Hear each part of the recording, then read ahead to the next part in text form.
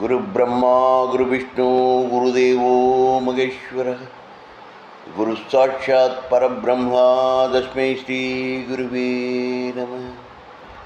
वृषभध्वजाय विद्महे कृणीहस्ताय धीमहि तन्नो गुरु प्रचोदयात्। काञ्चीवासाय विद्महे शान्तरूपाय धीमहि तन्नो चन्द्रशेखरेन्द्र प्रचोदयात्। हर हर शंकर जय जय शंकर, हर हर शंकर जय जय शंकर। ஆன்மீக அன்பர்கள் எல்லாருக்கும் என்னோட நமஸ்காரம். இன்னைக்கு வியாழக்கிழமை, குருவுக்கு உகந்த நாள். நம்ம ஒவ்வொரு வியாழக்கிழமையும் நம்முடைய பிரத்யக்ஷ தெய்வம் பூஜ்ய ஸ்ரீ காஞ்சி மகா சுவாமிகள் நடத்திண்டு வர மிகச்சிறந்த அற்புதங்கள் மற்றும் நிகழ்வுகளை ஒரு சிறு கதை வடிவில் பார்த்துட்டு வரோம். அந்த வரிசையில் இன்னைக்கு நம்ம பார்க்க போகிற ஒரு அற்புதம், ஒரு நிகழ்வு, நம்ம பெரியவா பட்டமேற்று 2-3 வருஷத்து நடந்தது அப்படின்னு வச்சுக்கோங்களேன். பார்க்கலாமா?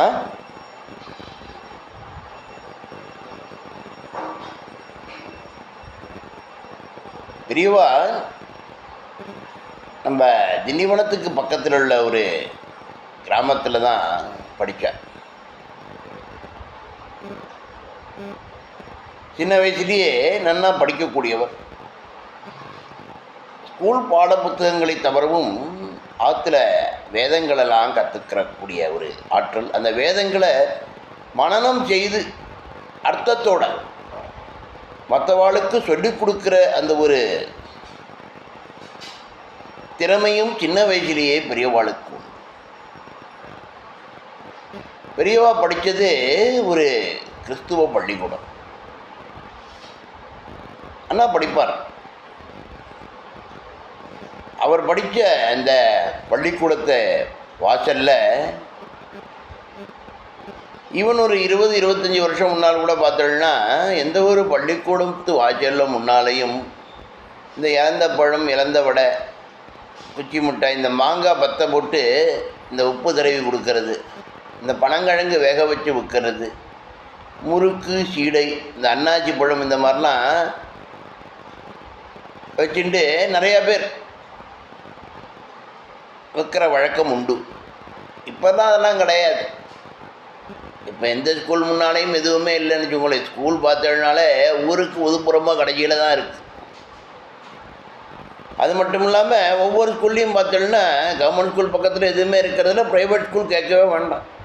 அவள் உள்ளேயே கேன்டீன் வச்சு அதுலேருந்து ஒரு வருமானத்தை பார்க்குறான்னு வச்சுக்கோங்களேன். புரியுறதா? ஸோ பெரியவா படித்த ஸ்கூல் வாசல்லையும் இந்த மாதிரி 4-5 பேர் முறுக்கு, சீடை, பழ வகைகள், இந்த இறந்த பழம், அது இது இறந்த வடை, அந்த மாதிரி குச்சி மிட்டாயெல்லாம் விற்கிற பழக்கம் அந்த காலத்தில் இருந்தது. பெரியவா அவள் ஃப்ரெண்ட்ஸ் எல்லாருமே இந்த ஸ்கூலில் நடுப்புற இன்டர்வலில் பிரேக்கில் வந்து வெளியில் ஓடி வந்து, சின்ன குழந்தைகள் இல்லையா, வெளில வந்து ஒரு பாட்டி இருந்தா. இந்த கைமுறுக்கு, சீடை எல்லாம் போட்டு விற்கக்கூடிய பாட்டி, காமாட்சி, காமு பாட்டிம்பா, அக்ரஹாரத்தில் இருந்து.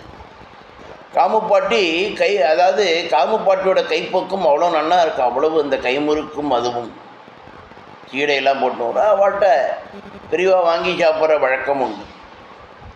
தான் மட்டும் சாப்பிடாம தன்னோட ஃப்ரெண்ட்ஸையும் கூட்டின்னு வருவார். அவர் வாங்கி கொடுப்பாருன்னா அவளையும் வாங்க சொல்லி வற்புறுத்தி, அந்த பாட்டிகிட்ட வாங்க, வயசான பாட்டியை நம்ம பார்த்து பாட்டி மாரி அவள்கிட்ட வாங்கி சாப்பிடுன்னு சொல்லி தூண்டுற பழக்கம் உண்டு. பெரியவரோட ஃப்ரெண்ட்ஸும் பெரியவா சொல்கிறாளே, ஏன்னா நட்புக்கு அவ்வளோ முக்கியத்துவம் அந்த காலத்தில். இப்போ அந்தளவு இருக்கிறது கிடையாதுன்னு வச்சுக்கோங்க. எல்லாருமே சேர்ந்து இங்கே சாப்பிட்டுட்டு திருப்பி மணியிட சொன்ன ஓடுற வழக்கம் ஸ்கூல் உள்ள. இந்த மாதிரி இருக்கிறச்ச ஒரு நாள் பெரியவா அந்த பாட்டிகிட்ட, பாட்டி பற்றியா, என்னால் உனக்கு எவ்வளோ வியாபாரம் நடக்கிறது பாரு அப்படின்னு இருக்க. ஆமாண்டா நடக்கிறது, அதுக்கு இப்போ என்ன பண்ணணுங்கிற நீ அப்படின்னா பாட்டி, யார் காமு பாட்டி.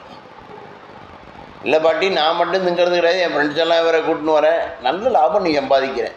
என்றைக்காவது ஒரு நாள் சங்கரா, அந்த காலத்தில் சங்கரன், அதாவது அது வந்து பட்டமேட்டத்துக்கு அப்புறம் உள்ள ஒரு பேர். அதுக்கு முன்னால் அவர் பேர் சாமிநாதன். இப்போ என்ன சொல்கிற சாமிநாதன், இப்போ என்ன பண்ணணுங்கிற நீ? இல்லை பாட்டி, இவ்வளோலாம் உனக்கு வியாபாரத்தை நான் செஞ்சு கொடுக்குறேன், பெருக்கி கொடுக்குறேன், லாபம் உனக்கு வருது. என்றைக்காவது ஒரு நாள் சாமிநாதன் இருந்தால் ஒரு முறுக்கு நீ சாப்பிடணும், உன் கையால் எனக்கு கொடுத்துருக்கியா அன்பான்? நான் இதுக்கிட்ட கொடுக்கணும் உனக்கு? நான் இது கொடுக்கணும்? என்னோடய கைப்போக்கும் எல்லோரும் வந்து வாங்கி சாப்பிட்றேன், நீ வேணும்னா வாங்கு, இல்லைன்னா வாங்காதே அப்படின்னு இருக்கா பாட்டி. ரொம்ப கடிஞ்சலாம் இல்லை, நார்மலாக செல்லமாக தான் சொல்லியிருக்கேன். பெரியவா உடனே, பாட்டி இந்த மாதிரி சொன்னா பண்ண உன்ட்ட வாங்கவே மாட்டான், பார்த்துக்கோ, என் ஃப்ரெண்ட்ஸையும் கூப்பிட்டு வரணும். பாட்டி உடனே சொல்லியிருக்கேன், ஆமாம் நீ வரணும், நீங்கள் யார் காத்துன்னு இருக்கா, பெரிய கலெக்டர் நீ அப்படின்னு திட்டிருக்கா பாட்டி. உடனே பெரியவா சரி அப்படின்னு சொல்லியிருக்கார். பாட்டி இந்த மாதிரிலாம் சொல்லாத, யோசிச்சு பேசினி, எனக்கா நீ காத்துன்னு இருக்கிற நிலை வந்துடும் உனக்கு, பார்த்துக்கோ அப்படின்னு சொல்லியிருக்கார்.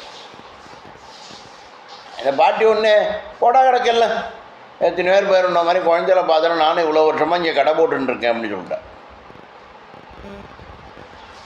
இது முடிஞ்சு ஒரு 1.5 வருஷத்தில் பார்த்தோன்னா நம்ம பெரியவா 13வது வயசில் பட்டமேற்றாச்சு, காஞ்சி மடாதிபதியாக பட்டமேற்றாச்சு.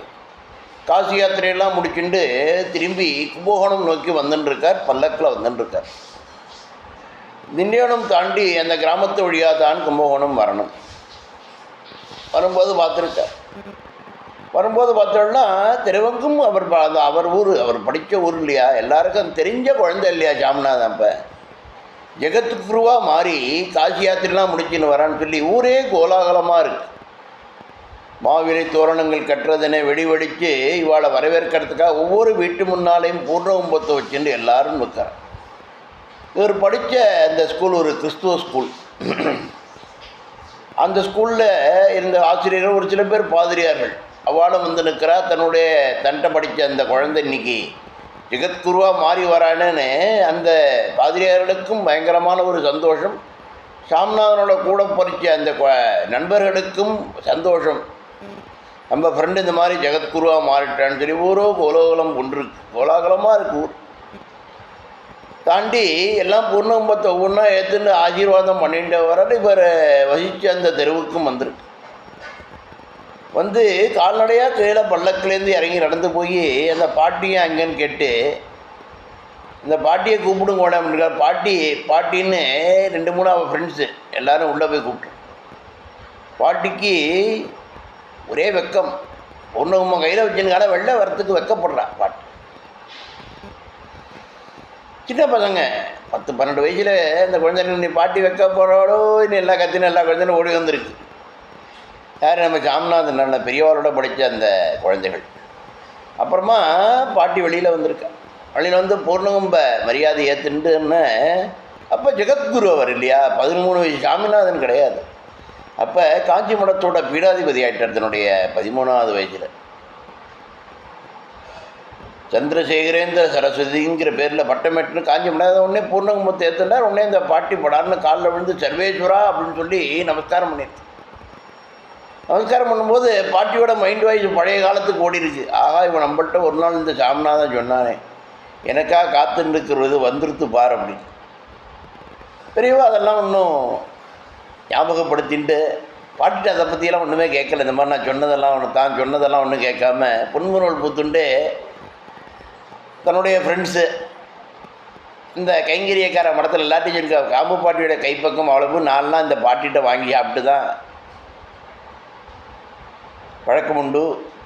பாட்டிகிட்ட கைப்பக்கம் அந்த மாதிரி சாப்பிட்டதுனால எனக்கு ஞாபக சக்தி ஆற்றல் அதிகமானதுக்கு காரணமே இந்த பாட்டியோட கைப்பக்கம் வந்து அவ்வளோ நல்லா இருக்குன்னு சொல்லி சிரிச்சுட்டு அப்புறம் கடந்து போயிருக்கார்.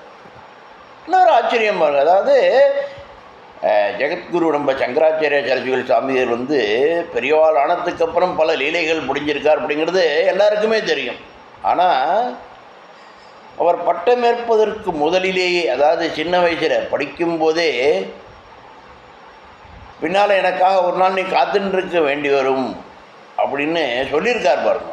எவ்வளோ ஒரு பெரிய ஆச்சரியம். விளையும் பயிர் முளையிலே தெரியுங்கிறதுக்கு இது ஒரு மிகச்சிறந்த ஒரு எடுத்துக்காட்டு. பெரியவா பல அற்புதம் பண்ணியிருக்கார். பல நிகழ்வுகள் இந்த மாதிரி அவர் வாழ்க்கையில் எல்லாருடைய வாழ்க்கையிலையும் நடத்தியிருக்கார், நடத்திட்டு வரார் இன்னைக்கும்.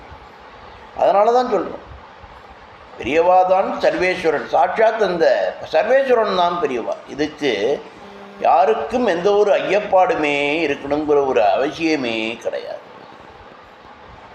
புரியுறதா?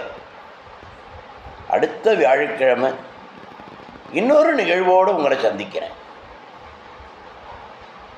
எல்லாருக்கும் நமஸ்காரம். ஹரஹர சங்கர், ஜெய ஜெய சங்கர். ஹரஹர சங்கர், ஜெய ஜெய சங்கர்.